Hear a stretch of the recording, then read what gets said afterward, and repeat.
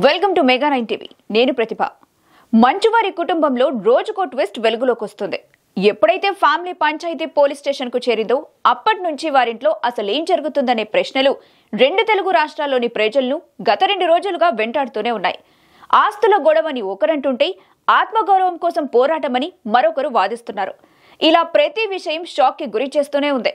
మంచు కుటుంబ వివాదం డైలీ సీరియల్ తరహాలో కొనసాగుతూనే ఉంది. ఇంత జరుగుతుంటే మంచు లక్ష్మి ఏం చేస్తుంది, ఎక్కడికి వెళ్ళింది, ఎవరిని సపోర్ట్ చేస్తుంది? Let's watch. మనోజ్, విష్ణు, మోహన్ బాబుల మధ్య నడుస్తున్న తాజా పరిణామాలు చూస్తుంటే నడిచేది పెద్ద యుద్ధమే అనేలా ఉంది. ఆదివారం ఉదయం మనోజ్ తండ్రి మోహన్ బాబుపై కంప్లైంట్ చేసినట్టు వార్తలొచ్చాయి. మోహన్ బాబు కూడా పోలీసులకు ఫిర్యాదు చేసినట్టు కథనాలు వచ్చాయి. మధ్యాహ్నానికి దీనిపై మంచు ఫ్యామిలీ క్లారిటీ ఇచ్చింది. అవన్నీ ఫేక్ వార్తలని ఖండించింది. అయితే ఆదివారం సాయంత్రం మనోజ్ పెద్ద ట్విస్ట్ ఇచ్చాడు. బంజారా హిల్స్ లోని ఓ ఆసుపత్రికి వచ్చాడు. నడవలేని స్థితిలో ఆసుపత్రిలో చేరిన తర్వాత డిశ్చార్జ్ అయ్యాడు. సోమవారం కొన్ని నాటకీయ పరిణామాల తర్వాత మనోజ్ పోలీసులకు తనపై జరిగిన దాడిపై ఫిర్యాదు చేశాడు. ఇదిలా ఉంటే అదే రోజు సాయంత్రం మోహన్ బాబు కూడా రాచకొండ పోలీస్ కమిషనర్ ను మీట్ అయి మనోజ్ పై ఫిర్యాదు చేశారు. తనకు ప్రాణహాని ఉందని రక్షణ కల్పించమని రిక్వెస్ట్ చేశాడు.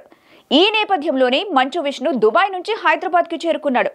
ఇది తమ పర్సనల్ విషయమని తాము మాట్లాడుకుంటామని చెప్పి బౌన్సర్లను పంపించేశాడు. అయితే ఇంత జరుగుతున్నా మంచు లక్ష్మి ఏం చేస్తుందని సోషల్ మీడియాలో చర్చ జరుగుతుంది. సోమవారం మంచు లక్ష్మి జల్పల్లిలోని మోహన్ బాబు ఇంటికి వెళ్ళింది. మంచు మనోజ్ తండ్రితో చర్చలు జరిపింది. ఆ తర్వాత అక్కడి నుంచి కారులో వెళ్లిపోయింది. ఆ తర్వాత మళ్లీ రాలేదు. అయితే ఆమె తాజాగా ఇన్స్టాగ్రామ్ లో ఓ స్టోరీ పోస్ట్ చేసింది.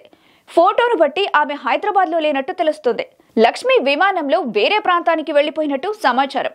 ఈ వీడియో ప్రస్తుతం సోషల్ మీడియాలో వైరల్ అవుతుంది.